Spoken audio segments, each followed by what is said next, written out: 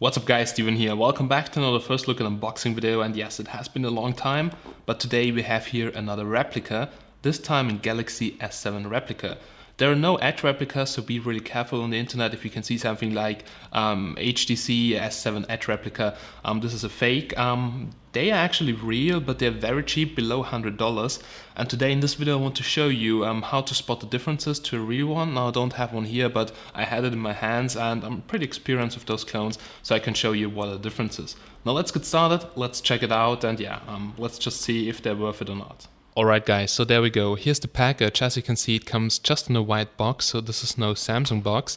Just wrote Galaxy S7 here on the top so I know what's inside. And yeah, there we go. Let's open it up and let's see what we've got inside. On the top here you can find the smartphone protected in some kind of air buffer. And in there you will find just a sleeve, and then you can already take out here the fake Galaxy S7. So really important. Even though it probably comes here with a foil which says Galaxy S7 on there, and even though it has Samsung logos on there, this is just a replica, so this is not a real one. But let's put it beside for now and let's have a look at the accessories. So if you check out the accessories, you can definitely see that it is not a real one. First of all, the packaging, and then how they feel and how they look. So it also for sure comes with a metal pin to open it up, because just like the real one, it's a unibody phone, so you just have a little pin to open up the SIM card tray. Then there you have the micro USB charging cable. So unfortunately, well, just like the real one, no USB Type-C, so just micro USB. And here we have that Samsung cable.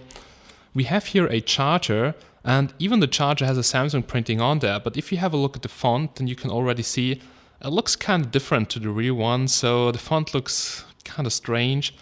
Now the output, it says here 5 volts 2 amps, so 10 watts, but I'm not really sure about that, so I will definitely test it with my meter, but I think it's just a 5 volt 1 amp charger with no quick charging. Now it also comes here with headphones. They actually look the same like Samsung headphones. If you check this out, they even have a gold-plated 3.5mm connector. It also comes with a remote control in the middle, and if you check out here the earbuds, so yeah. The quality is okay, not the best one, so you can also buy those replica headsets on Amazon for just like around $5. Okay, that's it. This is what you can find inside the box. So now let's go and let's check out the smartphone. So here it is guys, the smartphone, the HDC Galaxy S7. So yeah, it's not HTC, it's like a Chinese brand pushing out replicas, and this is yeah, replica of the Samsung Galaxy S7. Now my first impression was, oh my god, it looks really like the real one. I mean, just check out here the backside, the mirroring surface, and it also feels pretty good.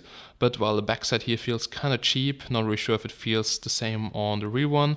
But well, here's the front side now. So here you can see already a foil with Galaxy S7. I will just remove it, and there we go. Here's the smartphone. As you can see, the logo at the top is covered. This is for customs. But even though the logo is covered, I had some samples destroyed, so they can easily actually destroy that. So I wouldn't recommend to buy a phone with logos. There are a lot of replicas without logos, but even the original accessories will fit. Now, if you want to remove that black thing here, you should just grab a coin and actually scratch this off, and under there you will find the logo. So here we now have the Samsung logo. As I've told you, this is due to customs restrictions. But yeah, be careful when you order something like that from China, because this is actually product piracy, and I would definitely not recommend using the one with the logos. So there are also pretty cool ones without logos, so just check out the website. So guys, there we go. Here's now the smartphone. As you can see, there's now the logo, and the top here really looks like in Galaxy S7. So we have in the right top corner front-facing camera, in the middle the earpiece here in some kind of golden finish, and also light proximity sensor on the left side. Even it has the same notification LED, which also looks pretty good. So notification LED on past clones look pretty bad, but here on this one kind of nice. Now we have capacitive touch buttons with pretty good backlight, so I can quickly switch it on to show you that. And there we go. Even here the boot screen is customized. Yeah, the capacitive touch buttons, they feel pretty good, and they also have backlight. So that has really improved on this generation of clones. Now the hardware home button feels a little bit cheap, so on the real one feels way more premium, and it comes with some fake fingerprint scanner inside. So I see a lot of clones advertising it with fingerprint scanner, but this one is fake. You can register your fingerprint, but you can unlock your device with every fingerprint. If you check out here the back side, so it has some kind of, it's plastic back cover, but with some pretty cool finish, Samsung logo here, but I hope it won't come off. Now here we have the camera, so the rear camera. Not really sure about the specs, but we're going to check it out later. We have here also that heart rate monitor and the LED flash. So as the Galaxy S7, it comes with a non-removable back cover. So on the where is it? At the top side of the frame, you actually have the SIM card slot. We'll later check it out if it's dual SIM. And we have something which looks like a top microphone, but I'm not really sure if it's not fake. So the back is also curved, and it has a metal frame, which feels kind of premium. So that feels really good if you keep in mind that it's $70 or something like that. And here we have the power button, so you can switch it on. Here's the display. So I can also show you the fingerprint. Basically, I can unlock it with every finger. This feels kind of strange, but it has some kind of touch button inside, so it recognizes if you put your finger on there. Now on the opposite side we have the power buttons, and on some previous generation clones, the buttons, so the volume buttons, they felt really bad. So they were sliding up and down, but here they are really stiff, so that actually surprises me. The bottom of the frame contains a bottom microphone, a speaker, which sounds pretty terrible, but in the middle we have the micro USB port, and we have here 3.5mm headphone jack, which is working quite okay with no distortion. So that's the phone from the outside. All in all, I have to say, really a one-to-one replica. Probably some things are different, but I'm not a Galaxy S7 user. And now I would say, let's jump directly into Android. Okay guys, I just checked it out. Just like the real Galaxy S7, it comes with a SIM card slot and micro SD card slot all in one. So nano SIM card and micro SD card slot up to 64GB, that's no problem at all. And also the SIM card tray is here made out of metal and feels pretty okay. No gaps, and I'll now put in my SIM card and SD card, and let's start the smartphone to check out the rest. So guys, that was the phone from the outside, and all in all I have to say it absolutely looks like a Samsung, but how does it perform? Now TouchWiz, so it's some kind of fake TouchWiz. I mean, the operating system feels quite okay. A little bit of lag during the translations, but not too bad at all. Okay, so let's jump directly into the settings. Now I'll try to keep it short. I mean, everybody knows how a Samsung or such an Android phone works, but let's check it out together. So the real Samsung Galaxy S7 runs Android 6, which you can also see here, but check this out guys. If you tap here for a longer time, this will actually be Lollipop. You can see also here some lag during the translations. All in all, it feels a bit slow because it's the 6580. Now it's not the fastest processor, but for normal tasks, it's quite okay. You can see here Wi-Fi. Wi-Fi is working good. I'm connected to my T-Mobile network. Here we have the network downstairs, so one floor down, and it's working without a problem. Bluetooth is working, had no issues with speed. It says here also, no, there's no NFC inside, so this is completely missing, and usually on cheap MTK phones there is no NFC.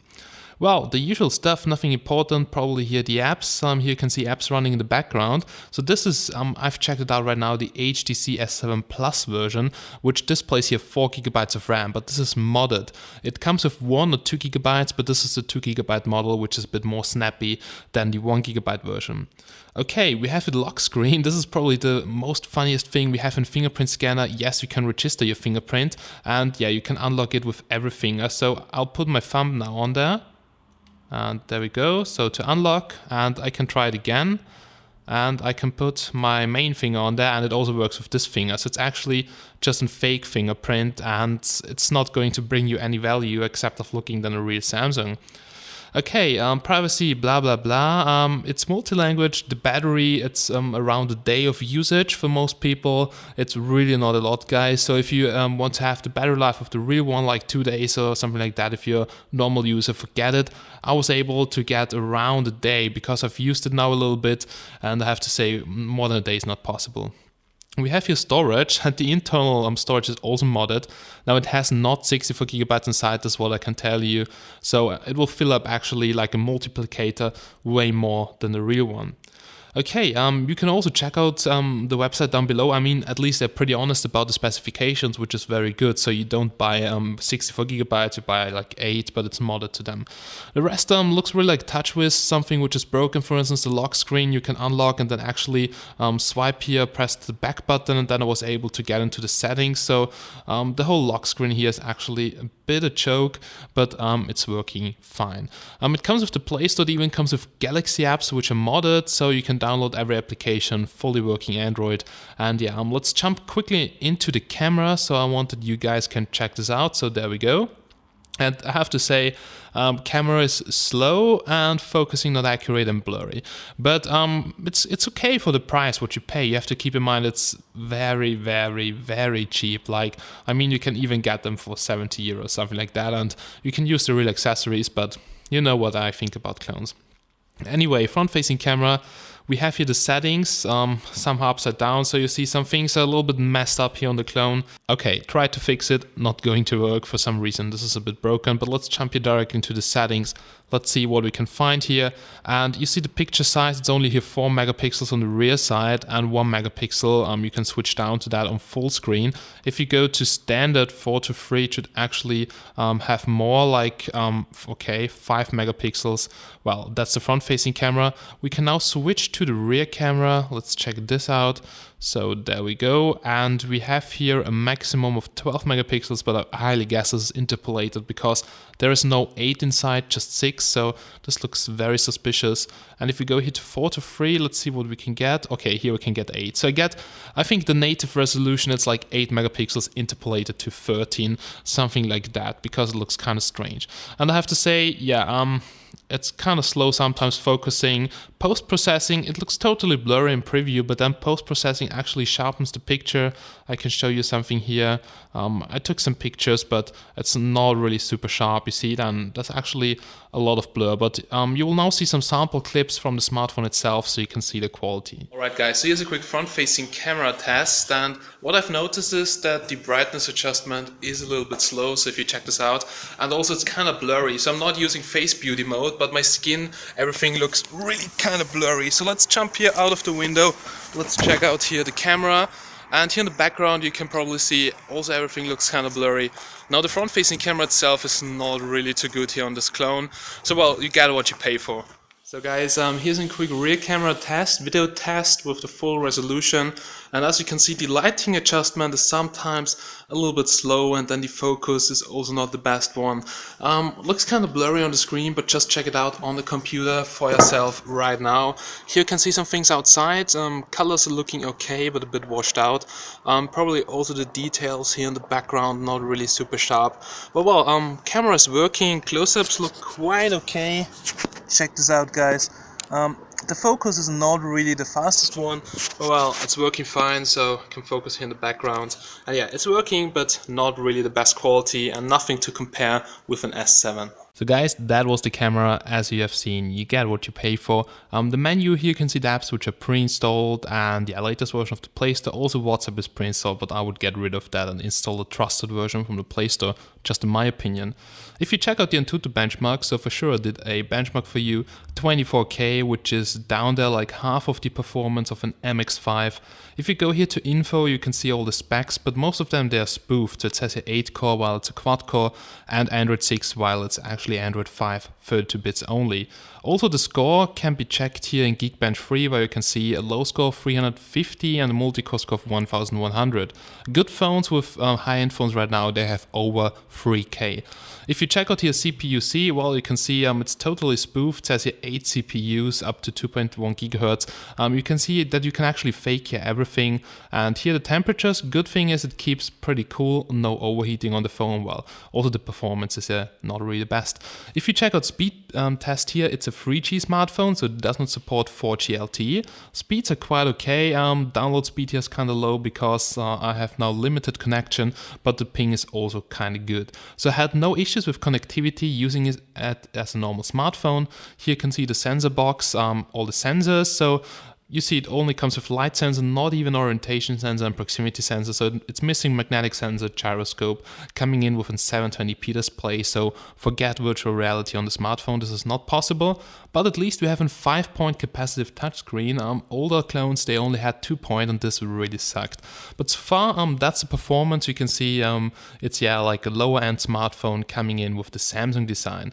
But now let's do a quick speaker GPS test, and then let's come to my final conclusion. Well, GPS on the smartphone is working. It's not really super good, because outside I was able to get 5 satellites in use, but indoors, where I usually get a signal on most China phones, I don't get here a signal at all. But for basic navigation it may work, but if you want to have accurate tracking, then forget it. Now guys, the gaming performance is okay, even though it runs a very low processor. This is because, well, check the resolution. Now it's running most of the games in 720p or even less, and for that it's actually quite sufficient. You can see Asphalt 8 is not a problem at all. Modern Combat 5 also runs quite okay, but well, on a quite low resolution, and you can definitely see it on the display. Still is a bit stuttering, but I would say it's quite playable and kids can enjoy the game. But honestly, I have to say the gaming performance is not super nice. And you did hear the speaker, it's quite okay, but oversteers at maximum volume and it's not super loud. Now guys, it even comes with the S-Health application, so basically in there you can check out things like your heart rate, your stress level and UV detection. UV detection didn't really work for me, stress works and also the heart rate monitor works, but well, shows some values at least. So you see my hand is not on the sensor. If I put my hand now on the sensor, it says measuring and it puts out some values. So I'm currently speaking before I tested it. While not speaking, totally chilled, I got 75 beats per minute. Let's see what I can get here right now. 89 beats per minute, so it looks to me like it would work. Alright guys, that was a quick testing out the latest Galaxy S7 clones from HDC. You can find some more information down below in the description. Honestly, I have to say, yeah, as I always say, you get what you pay for. So for a very low price, you get a phone which really looks like Galaxy S7, but performs way less, like not even a Galaxy S4. So the good thing is all accessories are compatible, but well, the performance is kind of low and the camera, I would say like in Galaxy S3 maybe, or even lower, but honestly I have to say it's a cool device. I would take it with me when I'm outside drinking and I don't mind destroying my smartphone or something like that. But yeah, it's fully working, except of GPS is a bit slow, and yeah, the rest is actually okay on that smartphone. So well, thanks for watching this review. Stay tuned for more. If this video was helpful, leave a like and a comment down below, and even subscribe that you don't miss any future videos. So thanks for watching guys. See you very soon in the next one. Have a nice day and bye bye.